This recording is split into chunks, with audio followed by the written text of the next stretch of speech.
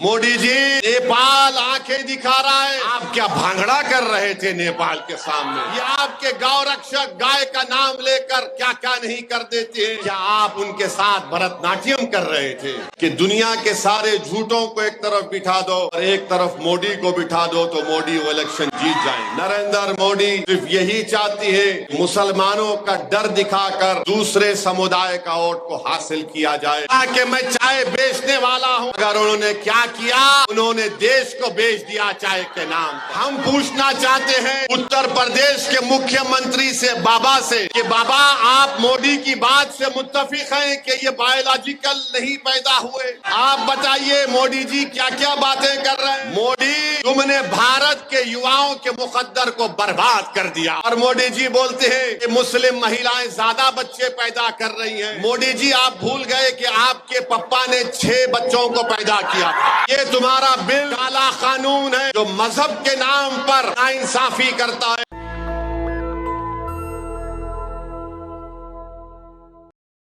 मोदी के खिलाफ अगर एक असदुद्दीन ओवैसी और इम्तियाज जलील खड़े होकर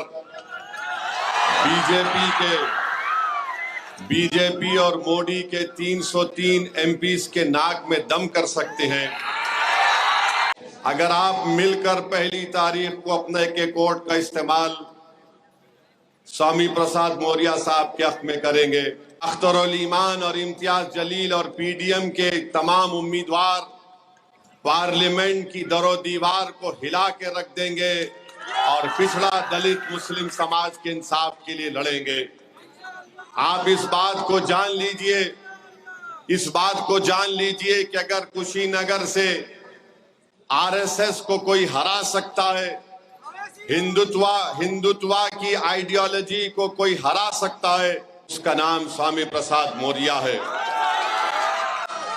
मेरे अजीज दोस्तों और बुजुर्गों, गयूर नौजवान साथियों, आप जानते हैं कि कुशीनगर में 10 चीनी मिल थी, अब सिर्फ 5 बाकी हैं। उनका बकाया भी उनको नहीं दिया जाता। ये कौन इसकी आवाज उठाएगा? इस जगह पर रेलवे की लाइन नहीं है और मोदी जी ने क्या कहा था, मैं 100 दिन के अंदर तमाम चीनी मिल खुला दूंगा।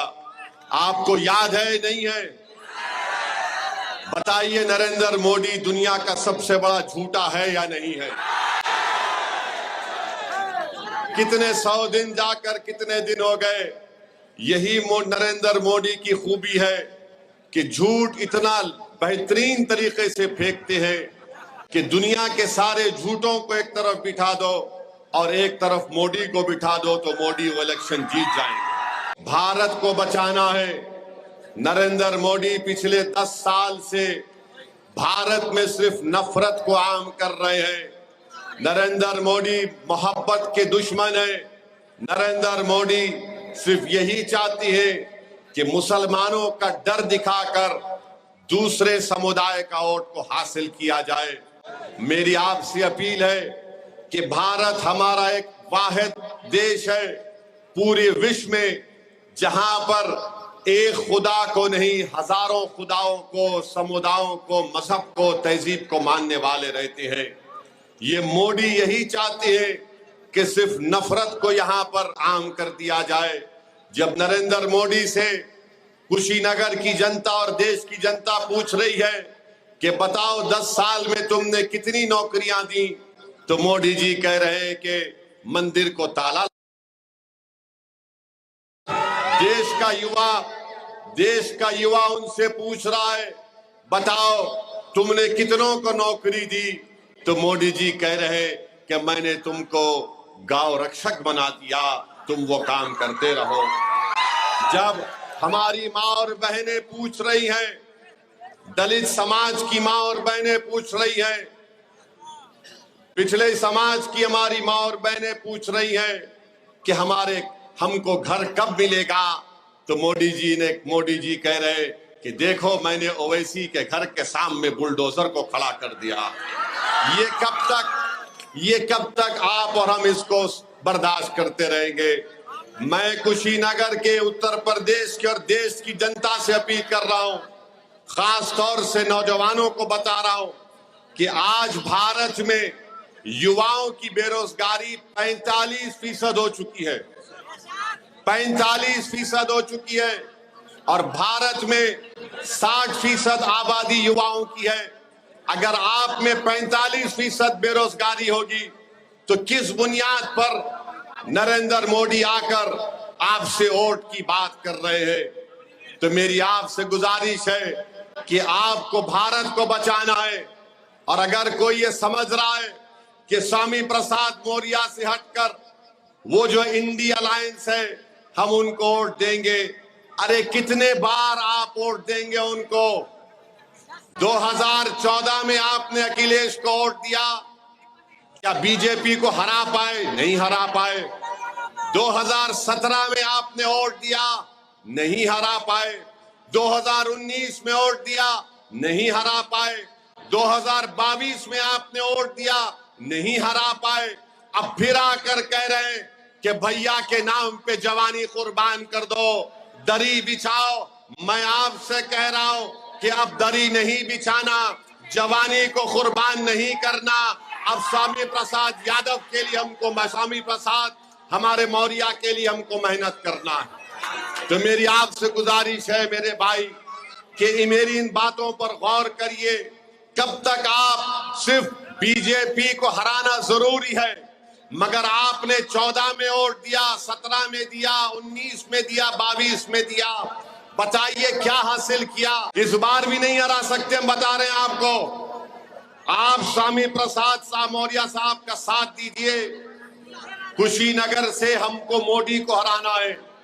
स्वामी प्रसाद मौर्य साहब का मुकाबला कि आप पहली तारीख के दिन अपना एक एक वोट का सही इस्तेमाल करिए और अपने वोट के जरिए नरेंद्र मोदी को कुशीनगर में हराइए और यहां से बीजेपी को हराने का काम करिए। CAA का कानून लाया गया, CAA का कानून नरेंद्र मोदी ने लेकर आया। पूरी पार्लियामेंट में हमने 303 बीजेपी के MP इसके सामने खड़े होकर कहा कि ये तुम्हारा बिल काला कानून है जो मजहब के नाम पर नाइंसाफी करता है। बाबा साहेब अम्बेडकर के बनाए हुए संविधान के खिलाफ तुमने कानून बनाया। हमने कहा मोदी मैं इस कानून के बिल को फाड़ता हूं और CAA के कानून को हमने फाड़। चुनाव आ गया तो आकर कहते हैं कि हम आपके दरमियान में थे और रहेंगे। मेरे अजीज दोस्तों और बुजुर्गों, ट्रिपल तलाक का गलत कानून नरेंद्र मोदी ने बनाया। 3 मर्तबा मैंने पार्लियामेंट में उस कानून की मुखालिफत की, संविधान की दलाइल देकर उस कानून को मुस्लिम महिला के खिलाफ बताया। बताओ समाजवादी पार्टी का क्या कहना है? जानते हैं कि भारत के प्रधानमंत्री आजकल क्या क्या अनाप शनाप कह रहे हैं। आज मोदी जी कह रहे हैं कि मैं अपनी मां के पेट से पैदा नहीं हुआ, बायोलॉजिकल पैदा हुआ। हम पूछना चाहते हैं उत्तर प्रदेश के मुख्यमंत्री से, बाबा से, कि बाबा आप मोदी की बात से मुत्तफिक हैं कि ये बायोलॉजिकल नहीं पैदा हुए? आप बताइए मोदी जी क्या क्या बातें कर रहे हैं, क्या क्या कह रहे हैं? और कह रहे हैं कि ऊपर वाले ने उनको एक मकसद के तहत यहां पर भिजाया है। मोदी, तुमने भारत के युवाओं के मुकद्दर को बर्बाद कर दिया। भारत के युवाओं का बेरोजगारी का तनासुब परसेंटेज 45% है और मोदी जी कह रहे हैं कि मैं बायोलॉजिकल पैदा नहीं हुआ। आप अंदाजा लगाइए, मोदी जी कहते हैं कि भारत के 17 करोड़ मुसलमान घुसपैठी हैं। आप घुसपैठी हैं? कितने घुसपैठी नहीं? हाथ उठाओ। मोदी जी बोल रहे हैं कि घुसपैठी है और मोदी जी बोलते हैं कि मुस्लिम महिलाएं ज्यादा बच्चे पैदा कर रही हैं। मोदी जी आप भूल गए कि आपके पप्पा ने 6 बच्चों को पैदा किया था। अमित शाह की 6 बहनें हैं। और आरएसएस वाले जो जिंदगी में शादी नहीं करते या करते नहीं मालूम, उनकी जिंदगी जरा गड़बड़ रहती है। गोलवालकर के 11 भाई बहन थे और आज मोदी जी बोलते हैं कि बच्चे ज्यादा पैदा कर रहे हैं। मोदी जी कहते हैं कि जुमे के दिन झारखंड में छुट्टी दी जा रही है, संडे ईसाइयों का दिन है। अब क्या मुसलमान हिंदू और ईसाई से लड़ेंगे? मोदी जी, हमारी लड़ाई किसी से नहीं है, ना हिंदू भाइयों से है, ना ईसाइयों से है, ना किसी से है। हमारी लड़ाई तुम्हारी गंदी सोच से थी और है और रहेगी इंशाअल्लाह।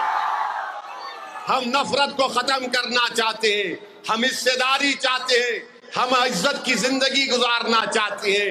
मेरे अजीज दोस्तों और बुजुर्गों, मेरे अजीज दोस्तों और बुजुर्गों, अब मोदी जी कह रहे हैं कि आरक्षण मुसलमानों का छीन लिया जाएगा।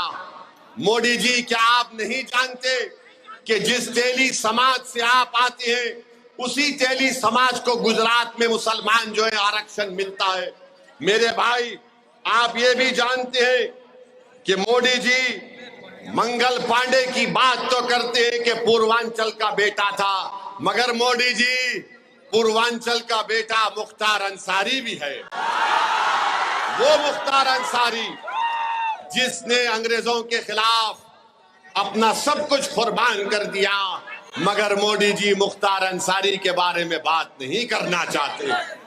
मेरी अजीज दोस्तों और बुजुर्गों, आरक्षण लेने की बात भारत के प्रधानमंत्री करते हैं। हम उनको बताना चाहते हैं कि उत्तर प्रदेश में अंसारी भाई, आप उनको 1950 का प्रेसिडेंशियल ऑर्डर खत्म क्यों नहीं करते? अंसारियों को रिजर्व आरक्षण मिलता है, काश्तकार को मिलता है, कसाब को मिलता है, कुरैशी को मिलता है, चाक को मिलता है, तेली मकीक को मिलता है, दर्जी को, इदरीसी को, मोची को, मोइन को, अंसार को, मंसूरी को, मुस्लिम कायस को, सबको मिलता है। मगर मोदी जी लड़ाने का काम कर रहे हैं। मोदी जी लड़ाने का काम कर रहे हैं। मोदी जी, अब बस करो, कितना लड़ाओगे, कितना नफरत को आम करोगे? आज देश की जनता परेशान है, किसान परेशान है, घर की माँ और बहनें परेशान है महंगाई से। तो अपनी नाकामियों को छुपाने के लिए नरेंद्र मोदी आज हिंदू मुस्लिम की नफरत की राजनीति कर रहे हैं। इस नफरत की राजनीति को अगर कोई खत्म कर सकता है तो पीडीएम कर सकता है। मोदी की फॉरेन पॉलिसी देखिए कि नेपाल एक मुल्क है, नेपाल, जिसने अपनी करेंसी की नोट छापी।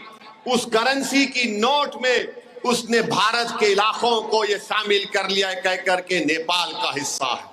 आप बताइए, नेपाल हमको आंखें दिखा रहा है, नेपाल हमको आंखें दिखा रहा है, और मोदी जी बोल रहे हैं कि जाओ अल्पसंख्यक समाज के पास जाकर मुजरा करो।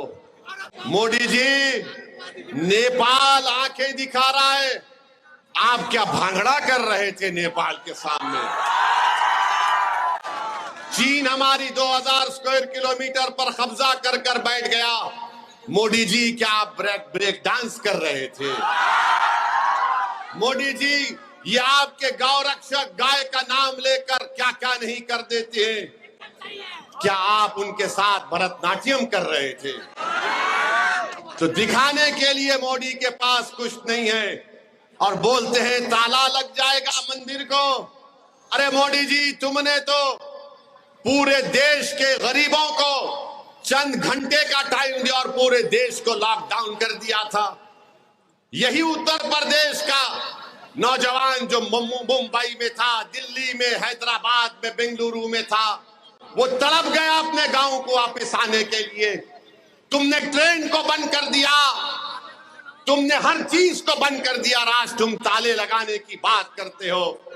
500 और 1000 की नोट तुमने गायब कर दी, तो कितने छोटे कारखाने आज बंद पड़ गए। हजारों लाखों की तादाद में लोग बेरोजगार हो गए, मगर मोदी को सिर्फ ताले की बात करते हैं। मेरे भाइयों बहनों, हम आपसे अपील कर रहे हैं कि 2014 में जब मोदी आए थे तो कहा था मैं 15 लाख दूंगा, मैं अच्छे दिन लेकर आऊंगा और कहा कि मैं चाय बेचने वाला हूं, मगर उन्होंने क्या किया, उन्होंने देश को बेच दिया चाय के नाम पर। 2019 का लोकसभा का चुनाव आया तो मोदी चाय वाला नहीं बोले, मोदी अच्छे दिन भूल गए, 15 लाख भूल गए, कहा मैं चौकीदार हूं। 2019 चला गया, अब 24 आया है तो मोदी कह रहे हैं मंगलसूत्र निकाल लिया जाएगा, मोदी कह रहे हैं कि घुसपैठी है, मोदी क्या क्या आप कह रहे हैं।